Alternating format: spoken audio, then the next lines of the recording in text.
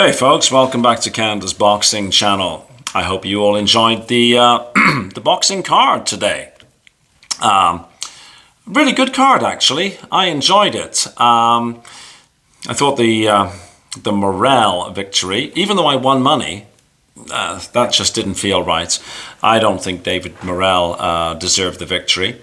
The next fight, the Subarel Matthias fight, that was a real good fight. Subarel Matthias managed to prevail there. And the Shakur Stevenson, William Zepeda fight was, for me, the fight of the night. I was anticipating it playing out like it did, in that William Zepeda was throwing everything. Was constantly the aggressor, constantly on the attack. What was surprising was not that Shakur Stevenson demonstrated really high quality defense, but that Shakur Stevenson switched the game around and, particularly from about the halfway mark, had a clean sweep of the rounds. The reason was he wasn't throwing as much, but he was landing more. It was a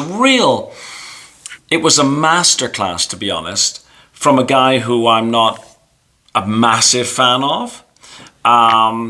It was a really, really, really good fight. It was action from the very first moment right the way through to the end. Unanimous decision, 118, 110, I think, pretty much across the board. Maybe one judge was slightly off. But anyhow, it was an excellent fight. The main event, well, I guess they're co-main events, right? Shakur Stevenson and William Zepeda was part of the main event, and then the other part was Edgar Berlanga and Hamzah Sheeraz. Now, excuse me, please. It was a big ask for Hamzah Sheeraz. He performed poorly, as we know, against Carlos Adames at middleweight. He steps up to 168 and steps in with Edgar Berlanga, who had only ever been beaten once, and that's by Canelo.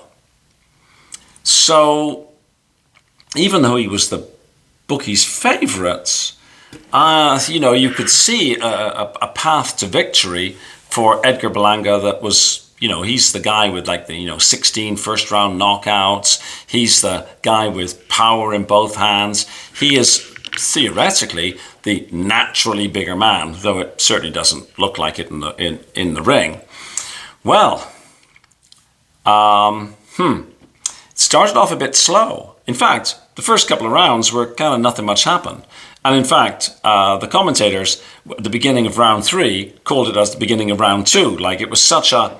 We went from go, go, go with Shakur and Zepeda to sort of... It felt like watching it in slow motion a little bit when these two guys started.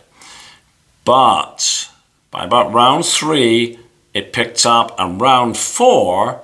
Hamzah Sheeraz dropped Edgar Berlanga twice.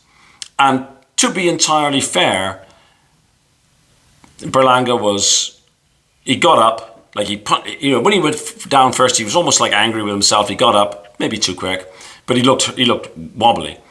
Back down again, gets up. Truly speaking, he shouldn't have been allowed to continue because he was out of it. It was pure instinct and machismo that was keeping him going. The ref allowed it to continue, and then ding, ding, ding, ding, ding, saved by the bell. But that 1 minute in the corner, that wasn't enough. Interesting, before we get to the 5th round, I did notice one thing that I've seen with Hamzah Sheeraz before. As Berlanga was going down, very similar to Bradley Skeet issue. Hamzah was throwing another punch as his man was pretty much going down. That's going to be his undoing. He will end up getting a DQ one day if he does that. But anyways, let's move on to the beginning of the fifth round. Berlanga, there's no way he's had enough time to recover. He comes out, and within the first couple of seconds, he's down again, and the ref jumps in properly, calls it off. Hamzah Sheeraz, winner by knockout in the fifth round. Clearly, this new relationship with Andy Lee has really helped. Moving up to 168 has really helped. He let his hands go. He was vicious once he let his hands go and he got his man hurt. Absolutely vicious. Really, really, really good finishing. And Edgar Berlanga, for all the running of the mouth in the press conference, was made to look very ordinary. There's one point. Canelo, when he had Berlanga hurt, Canelo couldn't close the deal. Berlanga went all with the distance with Canelo. But against Hamzah Sheeraz, it was all over. I mean, once that first knockdown occurred, you could see that there was no real way that Edgar was going to be able to pull himself together. The ref could have stopped it. Fair play, the ref let it go on, but when the ref jumped in to stop it, that was the right decision. So, Hamzah Sheeraz, looking very much like the real deal now. We've been talking about, was he overhyped? Was it too much pressure? Well, tonight, he really answered a lot of questions. How much is this to do with weight? How much was it to do with the subpar performance against Carlos Adames? How much is it to do with working with Andy Lee? It's probably a combo of all. Plus the fact that he's Hamzah Sheeraz is only 26, right? So he's still, as people would say about Hughie Fury, coming into his man strength. But no, it was a really clinical, vicious, professional performance by Hamzah Sheeraz. Can't take anything away from him. The way he finished off Berlanga was quality. I didn't think it was the best fight on the card. The most exciting ending, of course. I thought the best fight on the card was Shakur Stevenson and William Zepeda, but honestly, you couldn't complain. I mean, as two main events, co-main, I guess is the word, right? As a co-main, this was a really good show. I enjoyed it.